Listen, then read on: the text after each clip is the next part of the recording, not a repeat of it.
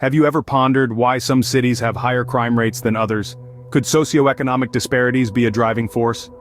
Welcome to a journey where we unravel the intricate web of crime and socioeconomic disparities. A world where poverty, lack of education, and economic inequality don't just paint a picture of hardship but also a landscape ripe for illicit activities and crime. Let's take a trip to Africa, a continent rich in culture, resources, and diversity. Yet it's also a place where some cities are considered dangerous, not for their wild animals or vast deserts, but for their high crime rates. These crimes range from drug trafficking to kidnappings, and in some places, even armed conflicts. Now, how do we measure this crime? It's through something called a crime index. This index is a tool that quantifies the number of crimes committed in a specific area over a set period. More often than not, it's calculated per capita per year, providing a snapshot of criminal offenses or events per 100,000 persons. According to Numbeo, a leading source of world data, crime levels between 40 and 60 are seen as moderate. If the crime levels are between 60 and 80, they're classified as high, and anything exceeding 80 is deemed very high. But what makes a city tip from moderate to high or very high? Is it just the number of people, or is there more to it? Do densely populated regions naturally breed more crime than rural or suburban areas? Or does the socioeconomic fabric of a city play a leading role in scripting the crime narrative? It's these questions that we'll explore as we delve deeper into this issue, comparing crime rates across different African cities and shedding light on a significant global issue. So buckle up as we embark on this journey, piecing together the puzzle of crime and socioeconomic disparities. Our quest may not provide all the answers, but it will certainly provoke thought and ignite conversation. As we delve into this issue, we will compare crime rates in different African cities, shedding light on a significant global issue. To understand crime rates, we need to comprehend the crime index. Now you might be wondering, what is this crime index we're talking about? In simple terms, it's a statistical measure that gauges the number of crimes committed in a specific area during a certain period. It's often measured per capita per year and is sometimes expressed as the number of criminal offenses or events per 100,000 people. Yes, you heard right, per 100,000. The crime index gives us a snapshot of crime in an area, helping us understand its frequency and intensity. It's like a thermometer for crime, telling us if things are heating up or cooling down in a given location. But how do we interpret these numbers? Well, that's where Numbeo comes in. Numbeo, an online database, provides us with a handy guide to understanding the crime index. They've classified crime levels into 3 categories: moderate, high, and very high. Let's break it down. Crime levels between 40 and 60 are considered moderate. This is like your everyday traffic, sometimes slow, sometimes fast, but generally manageable. Then we have levels between 60 and 80, which are classified as high. This is like rush hour traffic, congested, slow-moving, and generally a hassle. And finally, we have crime levels exceeding 80, which are deemed very high. This is like a traffic gridlock, standstill, frustrating, and generally a nightmare. Remember, these numbers are not just abstract figures, they represent real people and real lives affected by crime. The higher the crime index, the more pressing the need for effective crime prevention strategies and measures. So why does all of this matter? Because understanding the crime index allows us to make sense of crime rates in different places. It helps us identify trends, pinpoint hotspots, and ultimately take action to create safer communities. With this understanding of the crime index, we can now navigate the complex landscape of crime rates in African cities. Africa, a continent of diverse cultures and socioeconomic realities, is not immune to crime. With its rich tapestry of cultures, languages, and traditions, Africa also grapples with a complex and multifaceted crime landscape. Today, we delve into the crime rates of various African cities using data from the start of 2024. Topping the list is Pretoria, the administrative capital of South Africa. With a crime index of 81.8, it holds the second highest global ranking. This high crime rate may be attributed to a variety of factors such as socioeconomic inequality, high levels of unemployment, and the presence of organized crime syndicates. A close second is Durban, another South African city with a crime index of 80.9, placing it third globally. With its bustling port and diverse population, Durban faces challenges such as drug trafficking and gang violence, which contribute to its high crime rate. Not far behind is Johannesburg, the largest city in South Africa, with a crime index of 80.7, ranking it fourth globally. Known for its economic opportunities, Johannesburg also grapples with issues like poverty and social inequality, which can often fuel crime.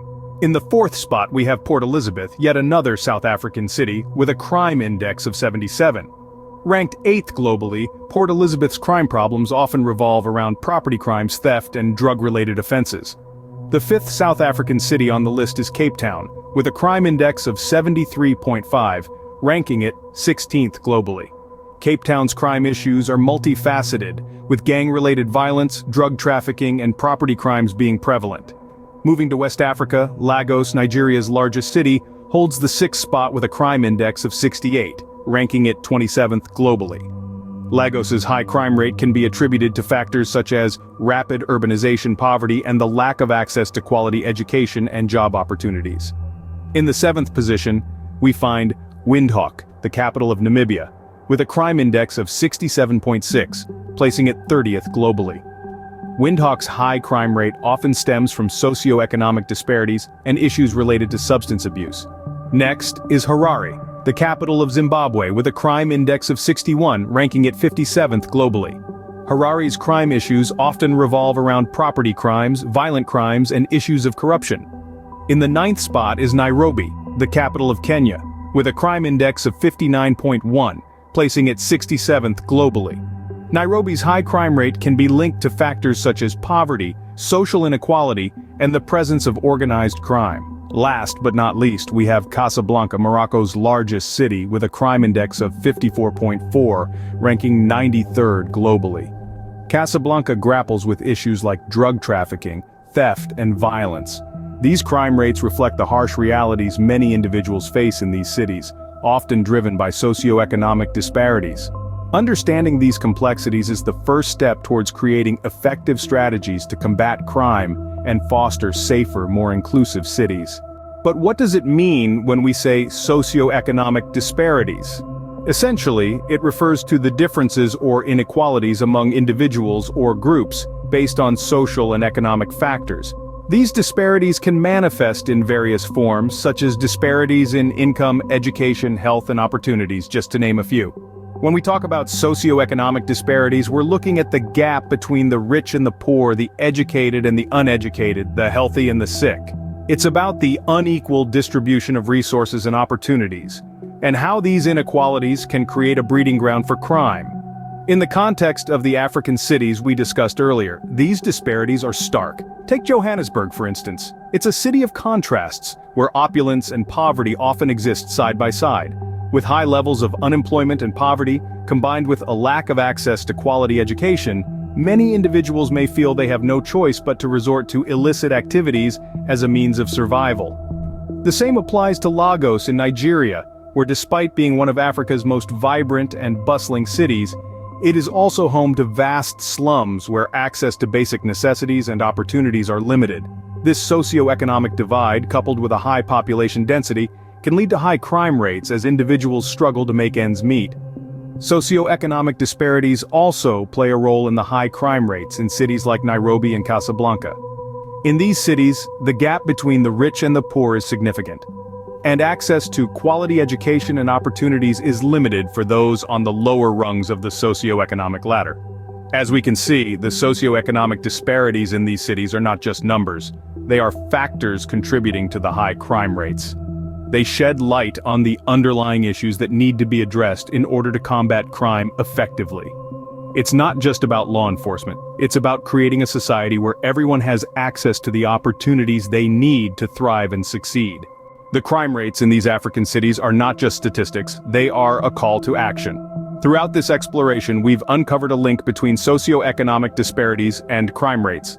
These disparities, including poverty, lack of access to education, and economic inequality, are not just abstract concepts. They are the harsh realities that push individuals towards illicit activities as a means of survival. We've also delved into the crime index, a tool that measures the frequency of crimes committed in a given area. This index highlighted that crime rates are often higher in densely populated regions compared to their rural or suburban counterparts.